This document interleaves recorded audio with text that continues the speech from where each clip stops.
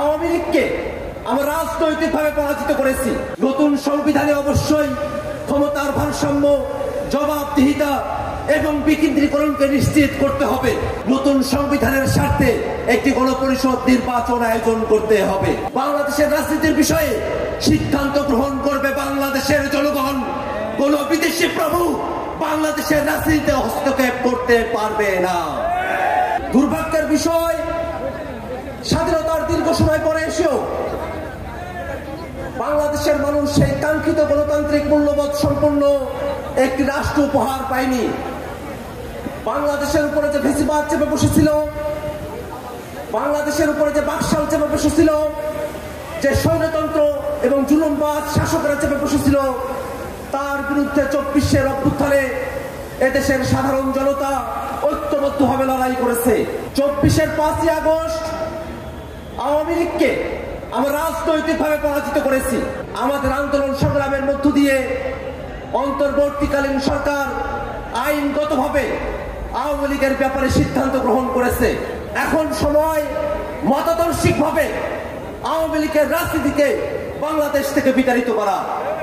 বাংলাদেশের আপামর জনতাকে এদেশের যুব সমাজ সবসময় পথ নির্দেশ করে এসেছে। আমরা আশা করব এদেশের সকল যুব সমাজকে সাথে নিয়ে জাতীয় যুব শক্তি বাংলাদেশের স্বাধীনতা, সার্বভৌমত্বের রক্ষা কবচ হয়ে উঠবে। ফ্যাসিবাদী গণহত্যাকারী আওয়ামী লীগের বিপক্ষে এদেশের জনগণের স্বতঃস্ফূর্ত অংশগ্রহণের মধ্য দিয়ে যে আন্দোলন পরিচালিত হয়েছে, তারপরে অন্তর্বর্তীকালীন সরকার যে সিদ্ধান্ত গ্রহণ করেছে, সেই সিদ্ধান্তকে বাংলাদেশে বসবাসরত একটি অংশ এবং বিদেশের একটি কুশীলব তারা গ্রহণ করতে পারছে না।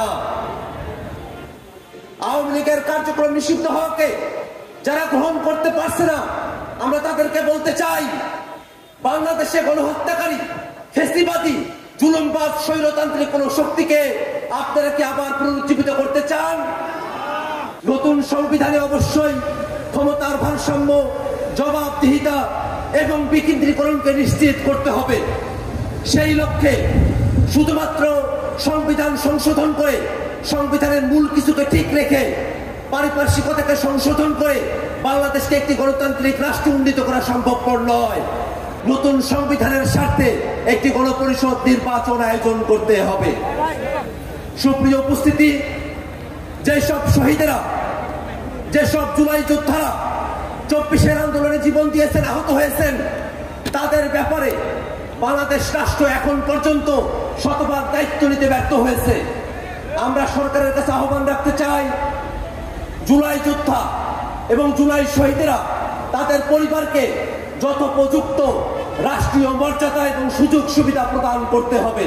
আমরা ভারত সরকারের কাছে আহ্বান রাখবো, বাংলাদেশে বাকশালী, ফ্যাসিবাদী, স্বৈরতান্ত্রিক, গণহত্যাকারী, মানবতা বিরোধী অপরাধী আওয়ামী লীগের সঙ্গে আপনাদের যে সম্পর্ক, সেই সম্পর্ক ছিন্ন করে এদেশের মানুষের সঙ্গে সম্পর্ক তৈরি করতে হবে।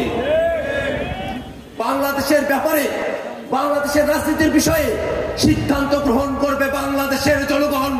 কোন বিদেশি প্রভু বাংলাদেশের রাজনীতিতে হস্তক্ষেপ করতে পারবে না।